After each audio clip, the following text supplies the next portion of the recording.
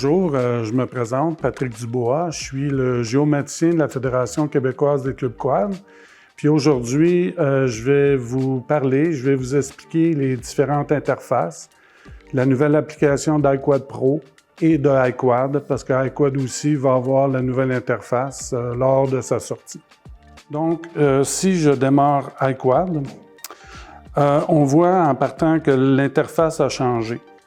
L'interface, présentement, est plus rendue avec des menus contextuels et des menus déroulants. Puis, ça nous permet de toujours avoir accès à la carte interactive sans la quitter. Donc, je fais un bref survol de ce qu'on voit présentement sur l'application. En haut à gauche, il y a les trois petites lignes. Ces trois petites lignes-là, c'est le menu. Donc, si je clique sur le menu, dans un premier temps, on voit que présentement, moi, j'ai accès à iQuad Pro parce qu'on voit que le logo est là d'iQuad Pro. On a la carte interactive, on a les activités enregistrées. Les activités enregistrées, c'est une option de iQuad Pro. On a ici aux informations des clubs.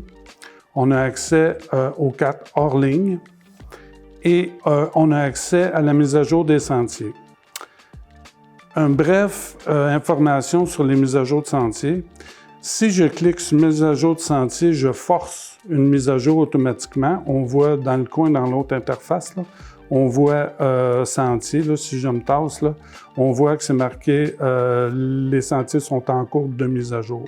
Si je reviens dans le menu, là, on voit que l'heure a changé, qui est présentement mise à jour avec l'heure.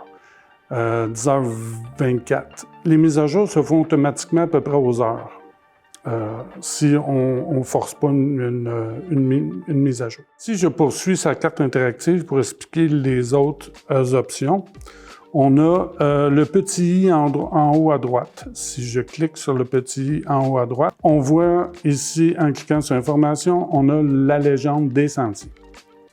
Donc, tout ce qui est en bleu, c'est les sentiers fédérés. Tout ce qui est en rouge, c'est les sentiers fédérés mais fermés.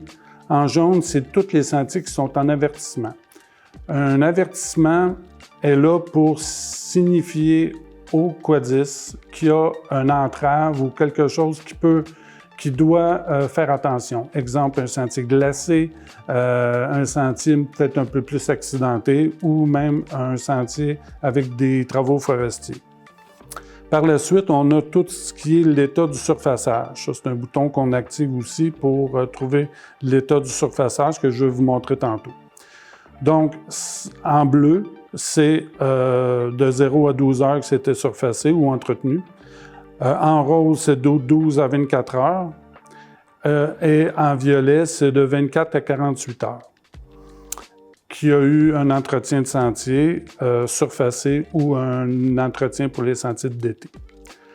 On voit en dessous de ça qu'il y a un petit tutoriel. Fait que si je clique sur le tutoriel, bien, ça nous explique brièvement les différents points qu'on peut retrouver avec la nouvelle application, avec les menus contextuels, les itinéraires.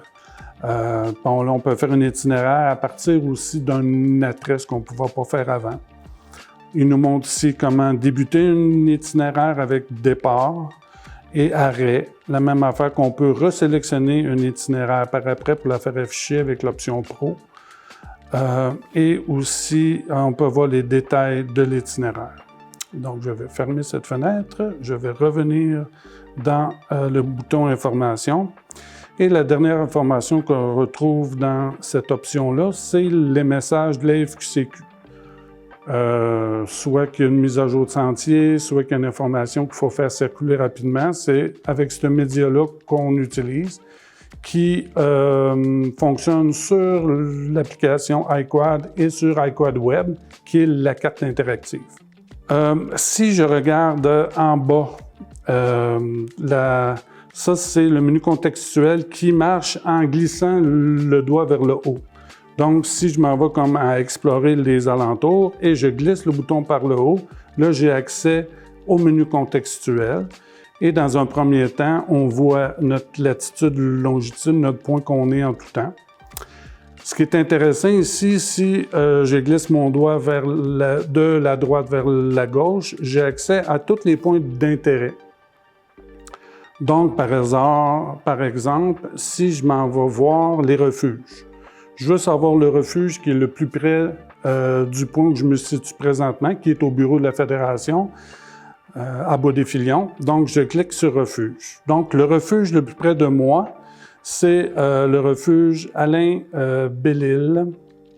Donc, si je clique dessus, c'est un refuge hiver et je peux faire me positionner rapidement dessus et on voit que le refuge est ici. Là. Je vais me zoomer. Là. Le refuge est ici. Fait que ça, c'est avec le menu contextuel qu'on peut avoir accès rapidement à tous les points d'intérêt de la Fédération et des clubs, des commerces qui ont bien voulu s'identifier sur la plateforme. Dans ce menu-là aussi, on a accès à tous les circuits touristiques qui existent. Donc, là, je suis sur les sentiers d'été. Donc, si, par exemple, je veux faire le circuit du Parc régional du Lac-Taureau, bien là, en cliquant sur le R14.1, mais dans le fond, son nom, c'est le circuit du Parc régional du Lac-Taureau, là, ça va m'amener directement au circuit régional. Et là, ça me donne 161 km. Fait que c'est les différents éléments qu'on peut voir ici avec justement le menu contextuel qui nous facilite l'utilisation.